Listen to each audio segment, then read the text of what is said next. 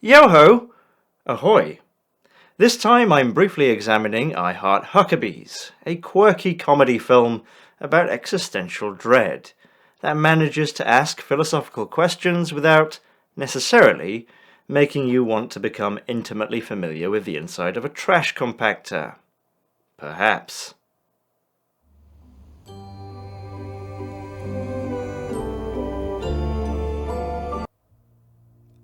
Went a bit weird there.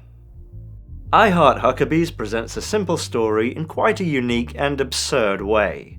It's mostly about Albert, played by Jason Schwartzman, a naive and self-involved but nevertheless well-meaning and kind young man who has dedicated his life to fighting urban sprawl through committee and pointless acts of vandalism.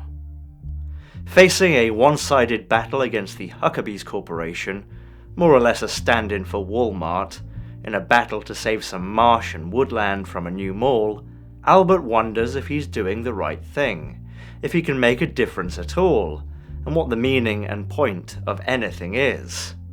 His anxieties are all spurred on by a meaningless coincidence. So he employs existential detectives, played by Lily Tomlin and Dustin Hoffman, who then covertly and overtly observe him and try to guide him, basically like therapists. This is a disease, and this is an orgasm, and this is a hamburger. Everything is the same, even if it's different. Exactly. Anyway, after suitably interfering with Albert's life, our husband and wife detectives are approached by Albert's nemesis and Huckabee corporate hopeful, Brad. Boo. Played by a wonderfully smarmy Jude Law.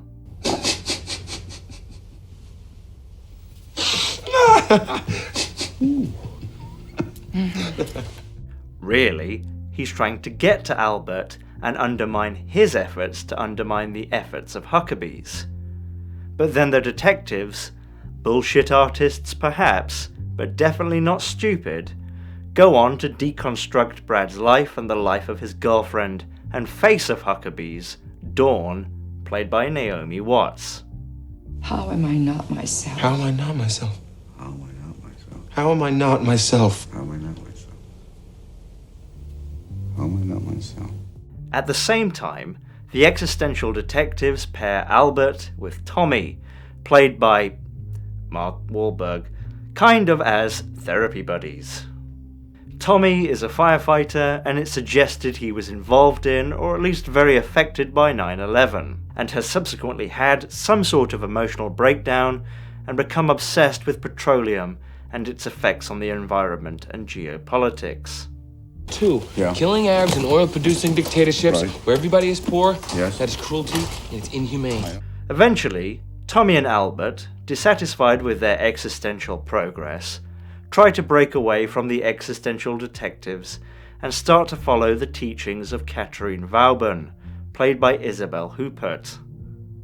At the end of the film, Brad gets his comeuppance, Dawn leaves her fake life as a corporate shill behind to become a chocolate-munching, true-to-herself weirdo, and Albert and Tommy take what they've learned from the existential detectives and Vauban and, try to apply it and gain some sort of mental relief.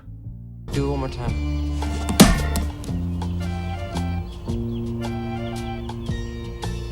It's like I'm a rock or a dish of mold. So, the reason I particularly like I Heart Huckabees is it does have a lot of philosophy in it, really philosophy light, but a lot of it for a film and especially a studio film. But at the same time, it's really a coming-of-age story, and the philosophy is kind of incidental to that story. I also like it because it manages to do all that and be pretty funny. It never feels heavy. It's quite an uplifting film, you know, for a film about existential dread. I guess. It's certainly not pushing one particular philosophy, and the conflicting philosophies of the detectives and Vauban aren't really conflicting at all except in their conclusions. Optimism or pessimism. Nothing really means anything. Everything is connected or nothing is connected. We're just here. I think it's more about the process of growing up and it features the classic 3 phases of your typical existential crisis. Again, I'm an expert in nothing, this is just my opinion. Phase 1. Wait a minute, I'm alive and so is everyone else, and I definitely will die one day, and there are billions of other people. What difference can I make? What good can I do? What's the point of anything?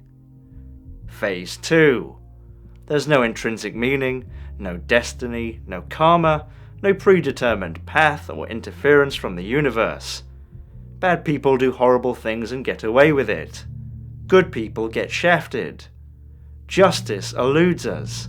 The human world is fundamentally broken because it has been ruled by greed from the first day of collective organization.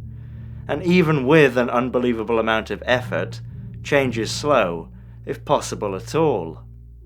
This can seem like the final phase in our hypothetical existential crisis, where you give up on saving the woods and start watching monster truck rallies in your underpants. Phase 3. It was like this before I considered it. It will be like this after I die. I am absolutely free in terms of destiny. There is no hell to fear, there are no invincible ideas to adhere to or pursue, but also I am trapped in an uncaring and selfish world, and no matter how enormous my contribution, it will soon forget me. But so is everyone else. There are no answers to be had. Maybe thinking about all this can make people feel better, maybe it can make them feel worse, but the conclusions they draw are personal and just as meaningless as the questions. Something about find our own meaning, or something like that. I Heart Huckabees charts this, and essentially, in its portrayal of existential philosophy, pits optimism versus negativity. Yes, you're a speck, but you can try and make a tiny, tiny difference, or you can give up. You'll die anyway, so which is going to make you feel better? It's not that the film is unique in this regard, but in its presentation. Like something like Synecdoche, it's full of internal thoughts and fears, and like Synecdoche it's a comedy, but it feels far less heavy.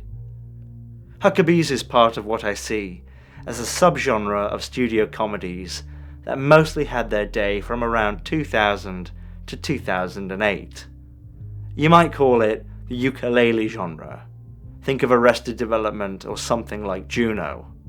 Glossy, inoffensive, often quite flat in terms of cinematography, and often presented as being alternative or quirky or even sometimes independent. But these films usually are in fact totally cynical products made by people who may or may not have stories to tell, but are primarily motivated by making money.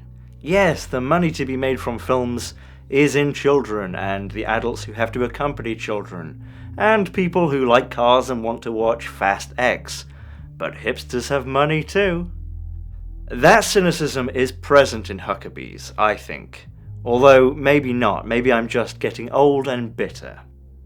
The film comes across as fairly anti-corporate, anti-consumerism, and critical of a deeply selfish culture.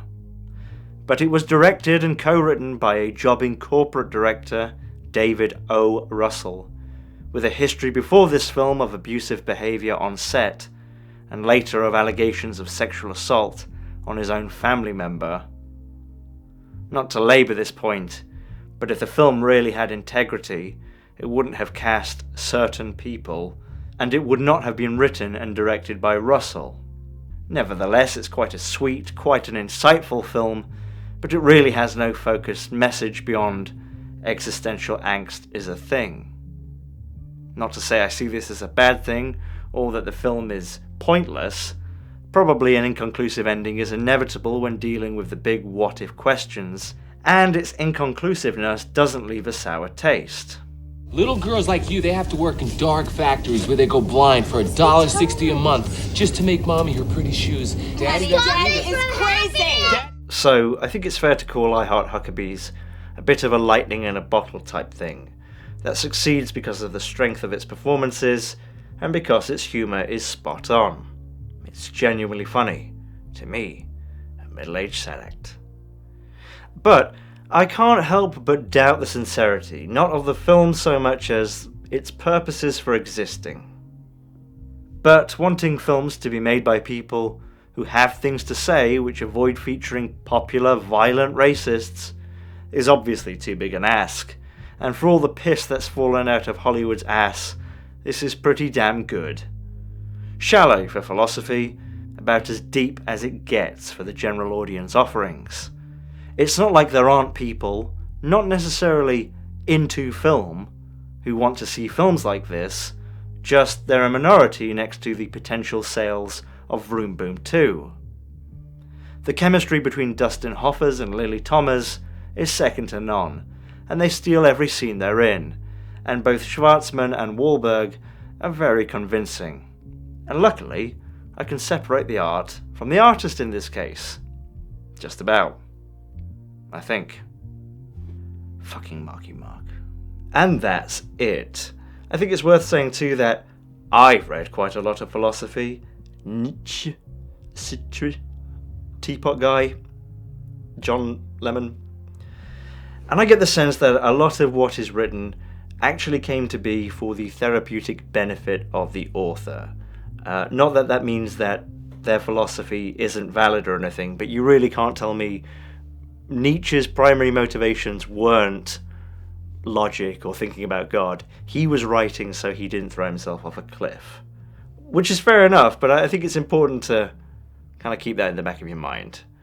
And the reason I mention that is because I Heart Huckabees combines therapy and philosophy, and I've never seen that before. So, very interesting. And I've never seen it since, I don't think. Anyway, thank you very much for watching. You can support me on Patreon, you can follow me on Twitter. All of that, in the words of the great Socrates, be excellent to each other. Party on, dudes. See you next week, and by the way, you should totally watch this, if for no other reason than it has the world's dirtiest sex scene. The dirtiest sex scene in all of cinema. Made me throw up in my mouth. Ugh, revolting. So enjoy that. Bye.